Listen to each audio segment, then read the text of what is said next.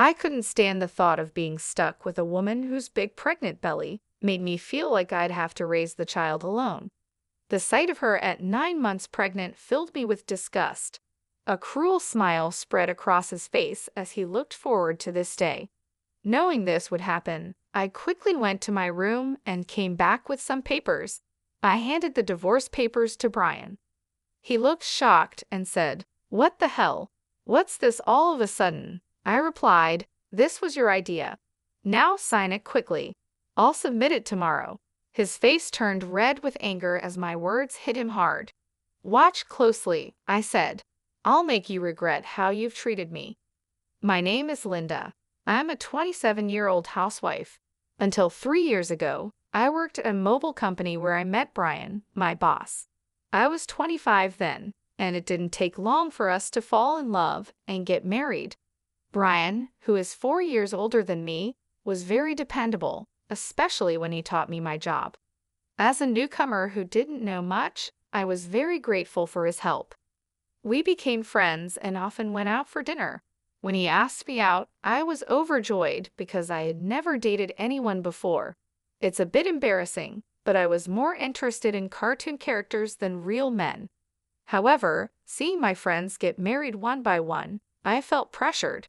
When I fell in love with Brian, I secretly promised myself that he would be my first and last love. When I started dating Brian and we got married a year later, I was thrilled. Brian was handsome and popular with our female coworkers. I was proud to be his wife, and many congratulated us, saying things like, "Congratulations," or "I'm jealous but wish you happiness." I was overjoyed and couldn't imagine what lay ahead for us. The day after we registered our marriage, Brian dropped a bombshell. "You're married to me now, so you'll quit your job, right?" "I told them yesterday," he said. I was shocked because he had never mentioned this before. "But this is so sudden," I replied. "I had taken my job based on my father's recommendation, and leaving without notice wouldn't be right." I wanted to explain this, but Brian's eyes silently pressured me, warning me not to argue. "I should have told you, but it's done. Starting tomorrow, you don't need to go to work. I'll handle the handover," Brian declared. His words were firm, and I felt dizzy from the abrupt change. Since Brian had been my boss at work, I couldn't oppose him. I left my job without a proper farewell, determined to make our marriage work. Brian wanted me to focus on household chores, and I wanted to meet his expectations. I worked hard at home, preparing meals and focusing on Brian's favorites, even though he never commented on the taste. I longed for a word of appreciation, especially after quitting my job and losing the recognition I used to get. One day, I asked, "Is my jacket clean? I have an important meeting tomorrow." Brian replied, "Yes, of course," showing a domineering side with old-fashioned views. I reminded myself how fortunate I was to have married him and tried to meet his expectations. With no personal income, I relied on Brian completely. Our relationship often felt more like that of an employer and housemaid than husband and wife, but our life was generally smooth. However, one day I fell ill and couldn't get out of bed. Feeling lethargic, I thought I would catch up on housework the next day. Brian entered the bedroom angrily and asked, "What are you doing? Get up and make some food," and he kicked the blanket off me. "I'm sorry, I'm feeling unwell," I said. "Can you manage something for yourself today?" I hoped he would understand, but instead, Brian frowned and said, "You don't work, yet you're lying down just because you feel a bit sick? Pathetic." In disbelief, I got out of bed. It was unimaginable that he would demand housework from his sick wife. I had never thought he would be like this before we married. Maybe it was my fault for not seeing it, but it was too much. I found myself doing chores with tears streaming down my face. Several days passed, and my health didn't improve. Then I realized I had missed my period. Panicking, I rushed to the drugstore and bought a pregnancy test. It was positive. Overjoyed, I cried tears of happiness and decided to share the news with Brian when he got home. The day he returned home after midnight was the day I chose to tell him. However, when he entered, The smell of alcohol made me nauseous. His face was flushed, and he staggered as he walked. It was surprising how much he had drunk, especially without telling me. Even though I had prepared dinner, I wanted to share the pregnancy news quickly. I haven't been to the doctor yet, so it's not confirmed, I began, eager to share our happiness. But Brian's face darkened. A child? What have you done? He said in a tone unlike anything I'd heard before. I don't want a child. Damn, this is the worst. If you're going to have it, raise it yourself. His harsh words shocked me. He rudely stripped off his clothes and headed to the bathroom. It was unbelievable. I couldn't understand why he would make such irresponsible comments about our baby instead of being happy. The joy I had felt moments ago was replaced with deep sorrow. Why would he say such things? He had never mentioned not wanting children before. We hadn't even been using contraception, so I naturally thought we both wanted kids. As I ironed Brian's jacket and was about to take his shirt to the washroom, I felt a deep sadness. I noticed something else. What's this? A piece of paper had fallen out of Brian's dress shirt pocket. It was a receipt. At first, I thought it was from his gathering tonight and almost threw it away. But then I saw the name of the place. Is this a motel? My hand trembled as I realized it was indeed a motel receipt. The shock of this discovery hit me hard. Why would Brian do this? Isn't marriage supposed to be between two people who love each other? We've only been married for just over a year. How could this happen? I had been lost in imaginary romances for years, never really being in a real relationship. I couldn't immediately accept this harsh reality. However, the idea of Brian cheating began to make sense. Had he been using me from the start of our marriage?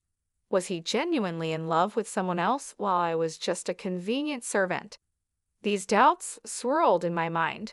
Was that why he reacted so harshly when he learned of my pregnancy? As I grappled with these thoughts, I felt sick and convinced that something was wrong. Maybe the reason he made me leave my job was that his mistress worked there. Everything started to make sense, as if he married me for stability and not love. The line between reality and my imagination blurred, but there was no denying the heartless words he had thrown at me after learning about my pregnancy. That day, I decided to gather evidence of Brian's infidelity. From then on, his cold behavior towards me was undeniable. It was as if he couldn't forgive me for becoming pregnant. Despite knowing that I was suffering from morning sickness, he would deliberately eat smelly foods near me and nitpick my housework, forcing me to redo tasks. My pregnant body had to endure a lot, and my heart was heavy. Despite this, I continued to investigate his affair. Brian never parted with his cell phone, even taking it to the bathroom, making it impossible for me to sneak a peek. When I secretly entered Brian's room, it was neat and tidy with nothing incriminating in sight. He was meticulous at work, and his desk was always in perfect order. I realized it would be challenging to catch him off guard directly. I frequently checked Brian's pockets for possible evidence, like receipts, but my investigation was proving difficult. The thought of hiring a detective crossed my mind, but I didn't have the money for it. I was deep in thought about my situation when I got an unexpected phone call from my father. He rarely called, so I was surprised. "Hello, it's me, your dad. How are you?" he asked. Considering his busy schedule, I was curious. "Dad, what's going on? Aren't you busy with work?" "My employees have been doing well, so I'm not that busy," he explained. My father, the CEO of a company in England, had always been a workaholic. I didn't have many childhood memories of playing with him, but I respected his dedication to his job. His unexpected call left me curious about the purpose. "So, what's happening?" I asked, waiting for his response. He then revealed a shocking truth. "Is that really true?" I asked in disbelief.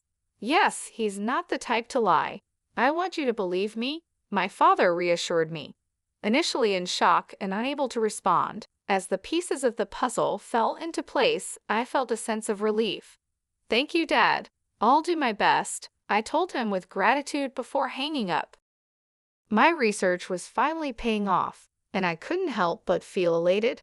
However, the newfound knowledge also stirred up feelings of anger and frustration due to the ongoing tension between Brian and me. Brian continued to be distant even though I was pregnant. Each time he acted this way, I harbored a deep hatred towards him. Months passed, and our relationship remained strained. Eventually, an event occurred that shattered our life. At 9 months pregnant, I was always cautious around Brian, living in constant apprehension. I tried to avoid crossing paths with him, leading a quiet and stifled life. One day, I served dinner as usual. When Brian returned home, we sat at the dining table. As I quietly ate, Brian suddenly slammed his fork down. "What is this? It's tasteless," he exclaimed, throwing the food I had prepared onto the floor. Baffled by his outburst, I tried to comprehend the situation. The anger at having the meal I had cooked discarded before me began to well up inside. "I've been contemplating this for some time, but recently you've been complaining about the taste of the meals I prepare," Brian criticized.